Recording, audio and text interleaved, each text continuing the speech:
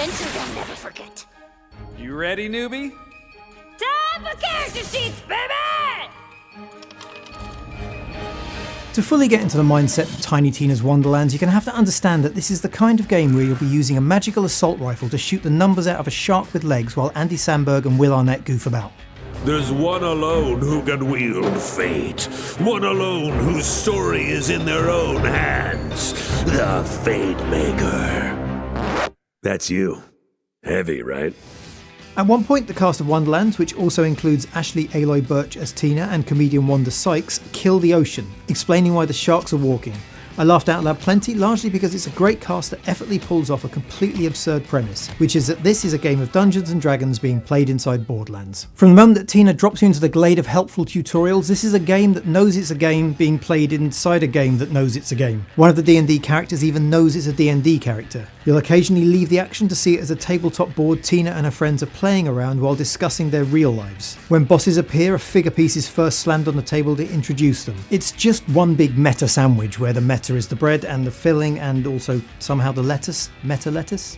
The cast constantly argue about the rules and the setup while you're playing. At one point, an argument about how dank the forest is causes all the trees to be ripped away and replaced with mushrooms. These moments when the cast are bickering in the sky above you about what you're doing and everything changes to accommodate them are a high point for the whole game. Even when it's just basic commentary or chat picking apart the action, plot or characters, it's the funny, fast-paced dialogue that brings everything to life. Skelly man ambush! Go break some bones, Fate Maker!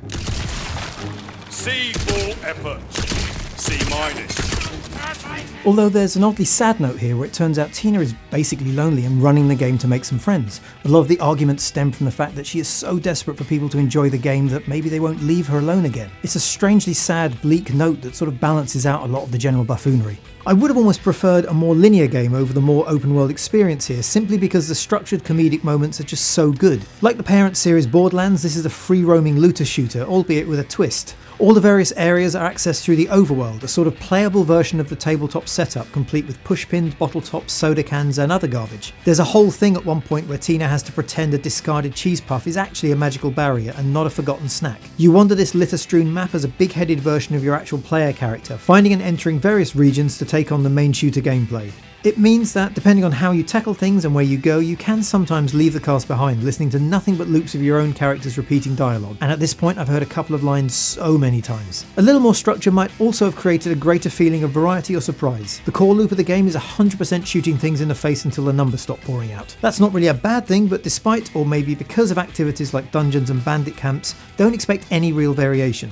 The stories generally revolve around entering an area and shooting everything. The side missions involve entering an area and shooting everything, and the little dungeons and loot areas involve, you get the idea. Alright! I'm bloody impressed.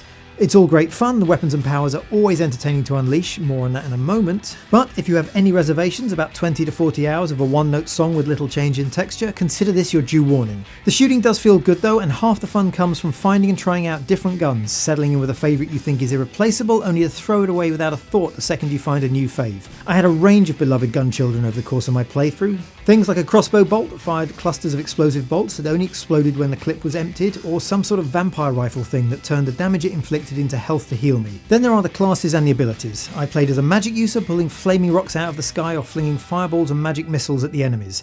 A little way in, you unlock a second class option which gave me a little mushroom buddy that attacked enemies on my behalf. There are also some interesting interplays between all of this depending on how you level up. Buffs that stack as you use your abilities, for example, or a skill I unlocked that added the elemental damage of any spells I used to the guns I was firing. It introduces just enough nuance to the otherwise unchanging gameplay to stop it becoming completely stale over the tens of hours you could be playing. I completed the main story in about 25 to 30 hours, flitting between campaigns, side missions and little grindy challenges like shrine pieces you can collect for permabuffs. And that's with loads still left to do. I've still got plenty of side missions, bits and an endgame grind through a challenge mode called the Chaos Chamber. This is where you can apply difficulty modifiers to arena clearing rounds in return for better loot, and obviously there's the whole co-op side of things that adds a whole other layer as you coordinate with friends. The action is simple but moorish, held together by a brilliant cast that make even the stupidest line work.